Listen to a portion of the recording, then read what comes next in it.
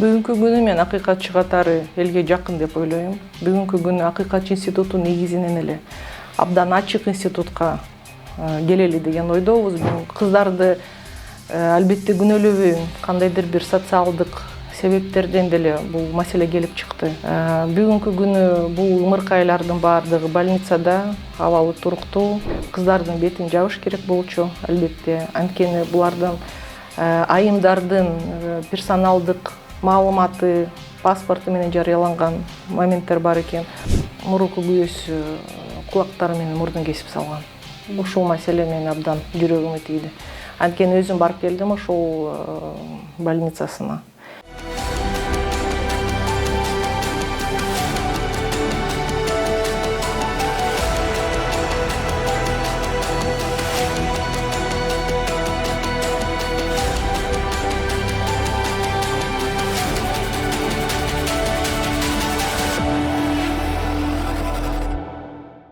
Саламатсыздарбы, урматтуу Политклиника медиасынын көрөрмандары. Бүгүн биздин студиябызда акыйкатчы Жамиля Жаманбаева конокто болмокчу. Жамиля айым, саламатсызбы? Кош келдиңиз биздин студиябызга.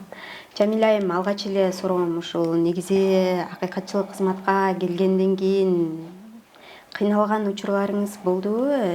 Жарым жылга жакындап калыптыр бул кызматка келгениңизге. Азыр учурда кандай иштерди алып барып атасыз? Чынын айтканда бул кызматка келгенимден бери көп деле кыйналган жерим жок. Анткени баардыгы эле билгендей эле, маалым болгондой эле буга чейин 20 жылдан ашык убакытты Кыргыз Республикасынын прокуратура органдарында иштедим. Ошол прокуратура органдарындагы ыйгарым укуктары менен акыйкатчынын ыйгарым укуктары кандайдыр бир деңгээлде айкалышат деп эсептейм. Анткени прокуратура органдары бул Кыргызстандагы мыйзамдардын так жана бирдей аткарылышына көзөмөлдү жүргүзөт.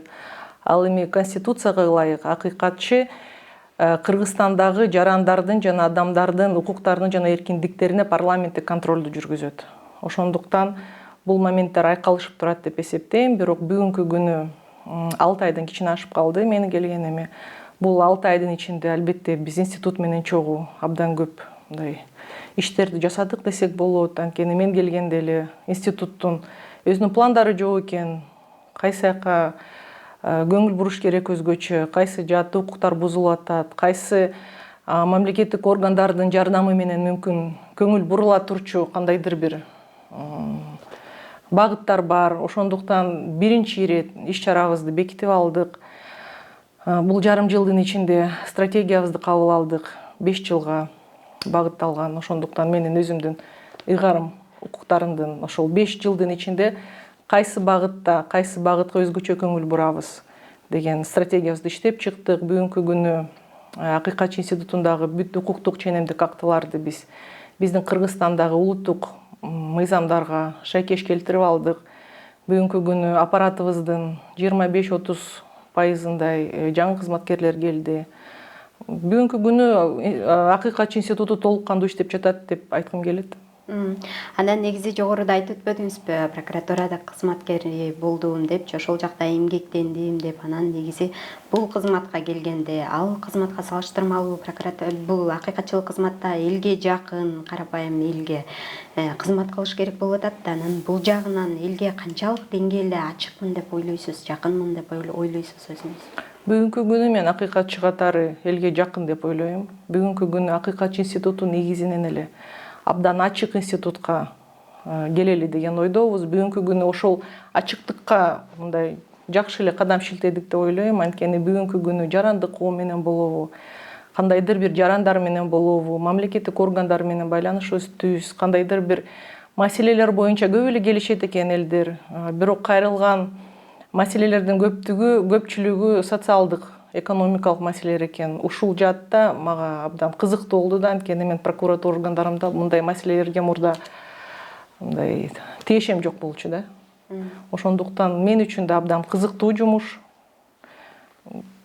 Анан социалдык тармактарда акыркы учурда ушу кээ бир маселелерге келгенде эмнеге акыйкатчы үн катпайт, кечигип жатат деген пикирлер айтылып атат да. Анан сиз негизи буга кандай комментарий бересиз? Айрым окуяларда, учурларда мындай тиешелүү окуяларга комментарий берүүдө же кандайдыр бир жардам берүүдө кечигип калып жатам деп эсептебейсизби? Жок, бүгүнкү күнү Акыйкатчы институту бул жарыяланып жаткан массалык маалымат каражаттарынан чыгып турган окуялар боюнча биз дароо эле кандайдыр бир комментарий берүүдөн алыспыз. Эмнеге? Анткени ошол маалымат түшөр замат биз тийиштүү мамлекеттик органдарга суроо талаптарды жөнөтөбүз. Ошол эле мүмкүн жабыр тартып калган, үй бүлөлүк зордук зомбулукка кабылып калган айымдар менен барып өзүбүздүн кызматкерлерибиз, айымдарыбыз барып сүйлөшүшөт. Эмне себеп болду? Кандайдыр бир жардам керекпи? Укуктук жардам керекпи? Социалдык жардам керекпи? Балдарына мүмкүн кандайдыр бир көмөктөшүү керек. Ошол бүт жиберилген суроо талаптардын жоопторун алган соң биз ошол маалыматты дал келеби, чындыкка дал келбейби? Анткени акыйкатчы катары эми ЖМКдан ушинтип жарыяланып калыптыр деп дароо эле бир комментарий берүүдөн мен алысмын. Бунун кандайдыр бир маалымат текшерилиши керек да. Коомду экиге бөлүп, экиге жарбай, бул мындай маалымат чыгыптыр. Биз барып, биздин кызматкерлерибиз барып чыгып келди жерине. Маалымат бул жагынан тастыкталды, бул жагынан дал келбейт экен, бул жагынан дал келет экен деген биз кандайдыр бир текшерилген маалымат берүүдөбүз. Анан бул акыркы учурдагы окуяларга токтолсок, акыркы учурда ушу таштандыга чилекке ташталган наристелердин окуясы социалдык тармактарда чоң талкууга кабылды. Анан негизи сиздердин кызматкерлер ал жака барып, ушул баланын мамасы менен, апасы менен сүйлөшүп, жакындары менен сүйлөшүүлөрдү жүргүзүп келди. Анан негизи мындай окуялар, мындай кадамдар эмнеден улам болуп атат? Эми баарыбыз билгендей эле мындай окуялар абдан өкүнүчтүү. Бирок акыйкатчынын ыйгарым укуктары бар. Мен бул маселени өзгөчө белгилеп кетет элем. Бүгүнкү күнү биздин Кыргыз Республикабызда өзгөчө макамга ээ болгон 5 мамлекеттик орган бар. Бул 5 мамлекеттик органдын ичине акыйкатчы да кирет. Атап кетсем, бул Улуттук банк, башкы прокурор, Борбордук шайлоо комиссиясы жана эсеп палатасы. Бүгүнкү күнү ушул 4 мамлекеттик атайын өзгөчө макамы бар мамлекеттик органдар конституциялык мыйзамдын негизинде ишин алып барышат. Бирок бүгүнкү күнү Акыйкатчы институту эле жөнөкөй омбудсмен жөнүндөгү мыйзамдын негизинде иш алып барып жатат. Ошондуктан сиз буга чейин суроо бербедиңизби, кандай иштер ушул иш пландарыбызга жасалып жатат деп. Ошондуктан менин эң эле биринчи маселем биздин ишмердүүлүгүбүз ошол конституциялык мыйзамдын негизинде болуш керек деп. Биздин өзүңүздөр билгендей Акыйкатчы институту мыйзам чыгаруу демилгеси жок бизде. Ошондуктан биз жогорку кеңеш аркылуу биздин жогорку кеңештин депутаттары ошол конституциялык мыйзамдын долбоорун демилгелешти. Бүгүнкү күнү коомдук угуулар бүтүп, бүгүнкү күнү эми Кудай буйрса ушул биринчи окууга кирет деп ойдобуз. Анткени эң эле ушул каникул маалында депутаттардын жай айларында биз авторитеттүү эл аралык уюмдардан алардын корутундууларын алганга жетиштик. Ушул эле корутундууларга ылайык биздин киргизилип жаткан, сунушталып жаткан биздин конституциялык ушул мыйзамдын проектиси долбоору толугу менен эл аралык мыйзамдарга шайкеш келет деген бүтүм чыгарып беришти. Ошондуктан биздин макамыбызга ылайык Акыйкатчы институту бүгүнкү күнү ошол биз бүт эле менин кызматкерлерим, бүт эле институт биздин макамыбызды кичине мындай күчтөндүрүп алалы деген иш аракеттерди алып барып жатабыз. Анткени ошол эле мисалга алсак, бүгүнкү күнү биз Кыргызстанда укуктук нормативдик актылар жөнүндөгү мыйзам иштейт. Бул мыйзамга ылайык мыйзамдардын иерархиясы бар. Биринчиси албетте конституция, конституциядан кийин конституциялык мыйзам, мыйзамдан кийин кодекстерден кийин жөнөкөй мыйзамдар. Бүгүнкү күнү биздин алып барып жаткан ишмердүүлүккө токтоло кетсек, биздин мыйзам, омбудсмен жөнүндөгү мыйзам бүгүнкү күнү күчүндө болгон. Бул кээ бир нормалары кодекстерге дал келбейт экен. Бул мисалга алсам, жабык процесстер. Биздин мыйзам боюнча Акыйкатчы институтунун кызматкерлери жабык процесстерге ошол жабырлануучу тараптын макулдугу менен кире алууга укуктуу. Бирок бүгүнкү күнү ошол мүчүлүштүктөр бар, кодекске ылайык киргенге болбойт, мыйзамга ылайык процесстерге кирсе болот. Ошондуктан биз дагы бул кандайдыр бир эле бөлүмү да дал келбеген. Ошондуктан ушул эле мыйзамдарды биздин ишмердүүлүгүбүздү конституциялык мыйзамдын негизинде жүргүзүп калсак, бул бизге жардам болот эле да. Анткени бүгүнкү күнү мисалга алсак, Акыйкатчы институт 2018 жылга чейин биздин кылмыш жаза кодексинде акыйкатчынын ишмердүүлүгүнө тоскоолдук жараткан моменттер боюнча кылмыш жазасы каралган болчу.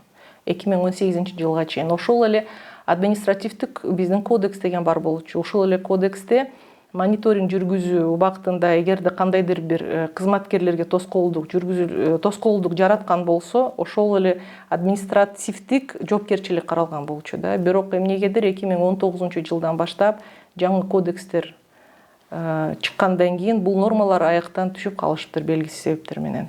Ошондуктан бүгүнкү күнү бизге бул нормалар керек деп эсептейм. Анткени бүгүнкү күнү ошол эле конституциялык мыйзамдын долбооруна биз мисалга алсак, прокуратура органдарынын актылары аткарылууга сөзсүз аткарылууга тийиш, бирок биздин актылар мындай жөн эле рекомендация катары калып калышат экен да. Анткени статистика көрсөткөндөй, ар жыл сайын өзүңүздөр билгендей эле акыйкатчы ар жылдык баяндама жогорку кеңешке алып чыгат. Ошол баяндаманын негизинде жогорку кеңеш тийиштүү токтом чыгарып берет. Бирок бул токтомдо каралган ошол эле рекомендациялардын көпчүлүгү 20% эле аткарылат экен. 80% ошойдон аткарылбай калат экен. Ошондуктан бизге бир кандайдыр бир ушундай жетиштүү механизмдерибиз да керек. Ошондуктан биз абдан ишенип жатабыз, биздин депутаттар биздин ушул конституциялык мыйзамды колдоп берет деп. Ошондуктан эгерде биздин укуктарыбыз кичине биздин мандатты күчтөндүрүп алсак, ушундай бир кандайдыр бир жагдайларды мүмкүн бийликтин бүгүнкү мыйзам боюнча деле бийликтин жогорку өкүлдөрүнө кат жазууга укуктуубуз. Кандайдыр бир системдүү көйгөйлөр боюнча, кандайдыр бир системдүү укук бузуулар боюнча болсо. Ошол эле сиз айтып жаткан таштанды челектерге табылган ымыркайлар боюнча. Ошондуктан эми бул азыркы маалда биздин өкмөтүбүз тарабынан деле азыркы учурда Кыргызстанда 2017-жылы кабыл алынган үй бүлөлүк зордук зомбулукка сактоо жана колдоо деген мыйзамыбыз иштейт. Биз бүгүнкү күнү ошол мыйзамда көрсөтүлгөн 17 мамлекеттик орган бар. Ошол 17 мамлекеттик орган өз ара кандай деңгээлде кызматташтык ушул жаатта укук бузууларды болобу, үй бүлөлүк зордук зомбулукту алдын алуу маселелери болобу, ушул жаатта биз мониторинг өткөрөлү деген оюбуз бар. Бирок өткөн жолу бир кеңешмеге барып келдим. Премьер-министрибиздин деңгээлинде деле ушул маселелер көтөрүлүптүр. Жумуш да күчтөндүрүлдү. Өткөн жолу карасак, Ички иштер министрлиги деле ошол жаатта кандайдыр бир мындай усилий негизи ушул айтып өтпөдүңүзбү, таштанды челекке ташталган балдар боюнча депчи. Анан апасына сиздин кызматкерлер жолукту, абалы азыр кандай экен, эмне себептен буга барганга түрткү болуп атат? Эми бул себептер көп деп ойлойм. Анткени бүгүнкү күнү социалдык мындай кандай десем, коом деле мындай фактыларды терс көрүнүш катары кабыл алат деп ойлойм. Биздин эми эл эмне дейт деген деле бар, тууган урук деле бар. Ошондуктан мен кыздарды албетте күнөөлөбөйм. Кандайдыр бир социалдык себептерден деле бул маселе келип чыкты. Бүгүнкү күнү бул ымыркайлардын баардыгы больницада, абалы туруктуу. Өзүңүздөр окугандай эле жалпы маалымат каражаттарына чыкты. Өзүнүн тайнелери бала багып, өзүбүз баланы багып алабыз деген ой менен балдарды тыштабайбыз деп өз ойлорун билдиришти да. Жакшы, анан ушу жакында эле сойкулук менен алектенет деген кыздардын сүрөттөрүн Улуттук коопсуздук мамлекеттик комитети ачык эле бетин жаппастан жарыялады. Анан бул сүрөттөрдү социалдык тармактарда ар кандай пикирлерди жазып атат да сүрөттөргө. Мисалы, ошол кыздардын укугу корголбой жатат бул жерде, эртеңки тагдыры кандай болот деп айтып атышат да. Негизи буга кандай комментарий бересиз? Биз кечээ Акыйкатчы институту тарабынан кечээ комментарий бул факт боюнча берилди. Анткени биздин оюбузча кыздардын бетин жабыш керек болчу, албетте. Анткени булардын айымдардын персоналдык маалыматы, паспорту менен жарыяланган моменттер бар экен. Булардын баары алардын макулдугу менен берилиши керек болчу. Ошондуктан биз кечээ пресс-релизде бергендей бүт эле укук коргоо органдары болобу, башка мамлекеттик органдар болобу, ушинтип биздин айымдардын, жалгыз эле айымдардын деле эмес, башка ар бир жараныбыздын ушундай укуктарын сактоого чакырат элек. Бул укук коргоо органдары тарабынан кетирилген ката деп эсептесек болобу бул нерсени? Эми мыйзамдарга кичине дал келбейт, ошондуктан бул мыйзамдарды сакташ керек деп кечээ биз да чакырдык мамлекеттик органдарды. Мыйзам бузуулар болду бул жерде. Ооба, Кайсы мыйзамды? Персональный данный деген бизде бар. Ошол персональный дан ар бир киши өзүнүн каалоосун, макулдугу менен гана жарыялаганга укуктуу. Анан дагы бир окуя болуп атат, ушу коомчулук тарабынан көп сындарга кабылып, көп талкууларды жаратты. Бул чет элдик агент мыйзамы долбоору боюнча. Ушул мыйзам боюнча негизи жогорку кеңештин жыйынында биринчи окууда кабыл алынды. Анан бул мыйзамга бейөкмөт уюмдарынын өкүлдөрү жалпы каршы чыгып атышат да. Анан бул мыйзамдын бизге кереги бар беле негизи?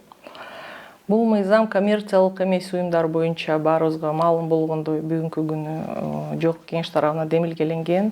Биринчи окуудан өттү, бирок бүт кызыктар тараптардын пикирин эске алуу менен мамлекеттик уюмдардын биздин да пикирибиз ошол 200/1 деген статья боюнча башкы прокуратуранын пикири менен, жогорку соттун пикири менен дал келиштик. Ошол статьяны алып салыш керек.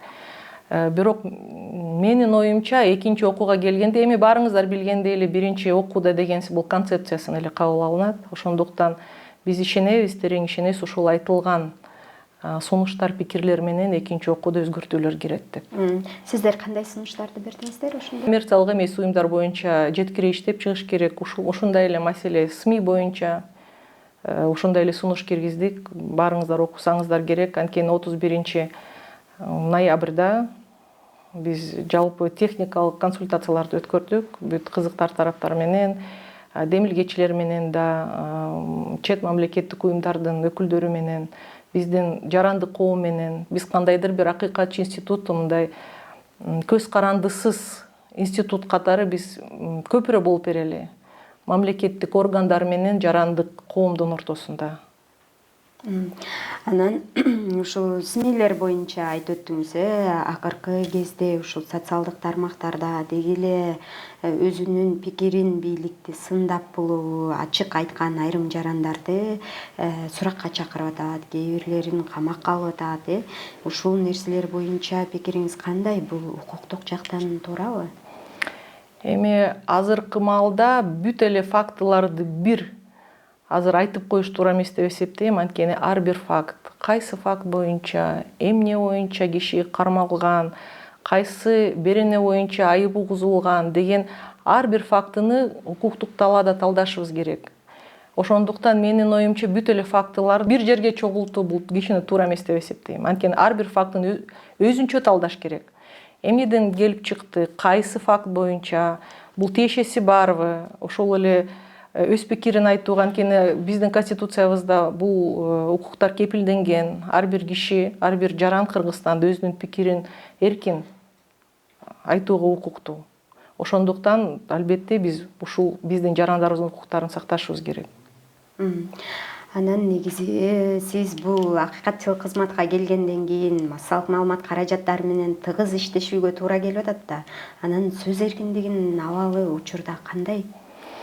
Эми бүгүнкү күнү сөз эркиндигинин абалы анча жаман эмес деп ойлойм. Анткени кандай болбосун, бул тема абдан көйгөйлүү, бул тема боюнча абдан көп сын пикирлер айтып атат. Коомчулукта деле, биздин эл аралык өнөктөштөр деле абдан көп сунуштарды киргизип атышат.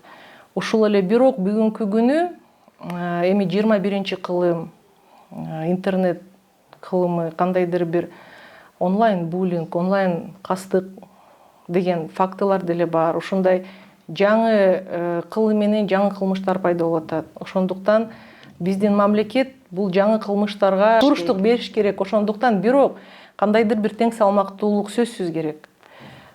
Кишинин ошол сөз эркиндигине тиешеси барбы? Же бул кандайдыр бир соц тармактардан эми жөнөкөй эле мисал катары айтып кетсек, мен жөнүндө бир кандайдыр бир маалымат келип түшсө, мага жакпаган, далили жок. Ошол моменттерди бөлүшүбүз керек да, менин оюмча. Анан ушул моменттер тең салмактуулук керек.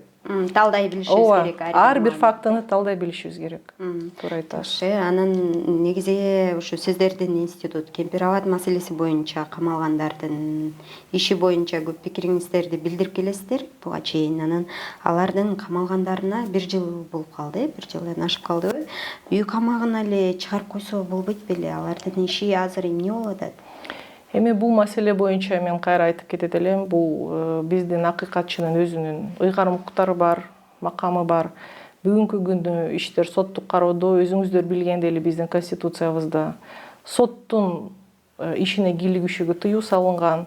Ошондуктан сот кандай чечим кабыл алса, ошол чечимин күтүш керек деп ойлойм. Бирок биз өзүбүздүн макамыбызга ылайык ошол эле иш боюнча 50дөн ашык мониторинг жүргүздүк. Кандайдыр бир арыздар түшөр замат ошол жакка барып биздин кызматкерлер мониторинг жүргүзүп келишет. Абалы кандай, эмне арыз муңдары бар. Ошол жерде турган абалы, Бул турган абалы боюнча камералардын камералардын шарттары боюнча биз бир катар каттарды жолдогонбуз. Бул каттар жогорку кеңешке деле кетишкен, депутаттарга деле, анткени кээде депутаттардан деле суроо талаптар келип турат. Ошол эле каттар жазаларды аткаруу кызматынын башчысынын намына деле кетип атышат. Акыйкатчы катары ушул биздин акыйкат омбудсмен институту ушул фактыларга сөзсүз биз, анткени биз үчүн, акыйкатчы институту үчүн бул оппозициябы, бул саясатка жакынбы, жакын эмеспи, бул акыйкатчы институту саясаттан алыс болушу абзел. Анткени биз үчүн оппозиция болуу, бийликчил адам болуу, адамдын укуктары биз үчүн бирдей. Ошондуктан кандай болбосо дагы ар бир эгерде кайрылуу келип түшсө, сөзсүз бир ошол кайрылууга жооп беребиз. Анан сиз өзүңүз жогоруда айтып калбадыңызбы, 6 айдан ашып калды иштегениме депчи? Ушул учурда сиздин эсиңизде калган, бир четинен жүрөгүңүздү өйкөткөн маселе кайсы маселе болду? Асель Нугуйбаеванын маселеси. Мурунку күйөөсү кулактары менен мурдун кесип салган. Ушул маселе менин абдан жүрөгүмө тийди. Анткени өзүм барып келдим ошол больницасына. Бүгүнкү өткөн жолу бир жомойттук НТСтен деле өткөн жолу байкеси менен биз түз байланышыбыз бар. Ошол жактан деле угуп келдим. Абдан өкүнүчтүү окуя. Мындай окуялар Кыргызстанда башка кайталанбашы керек деп эсептейм.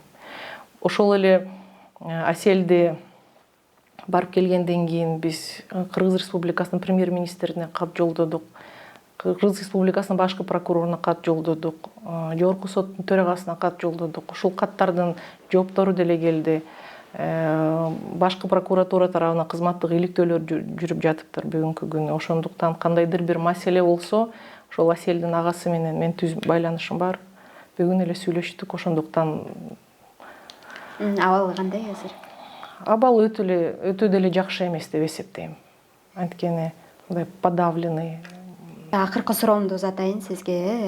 Негизи алдыга койгон пландарыңыз азыр кандай болуп атат? Кандай пландарды коюп атасыз? Пландарыбыз көп.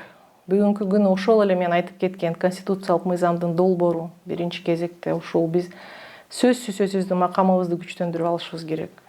Анан менин оюмча, мен ишенем, коллектив деле мени колдойт деп ойлойм. Анткени бүгүнкү күнү ушул акыйкатчы Кыргыз Республикасындагы акыйкатчы институтунун авторитетин көтөрүүгө умтулабыз баарыбыз. Бүгүнкү күнү анткени укуктук агартуу деле керек экен. Бүгүнкү күнү мамлекеттик органдардын көбү акыйкатчы деген ким?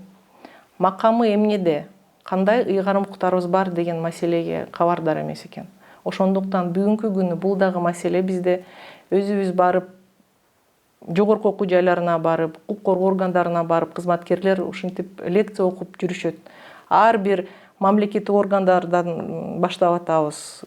Биз кимбиз деген суроо абдан бүгүнкү күнү деле көйгөйлүү. Анткени кимиси билет, жарандарды көп кабыл алабыз.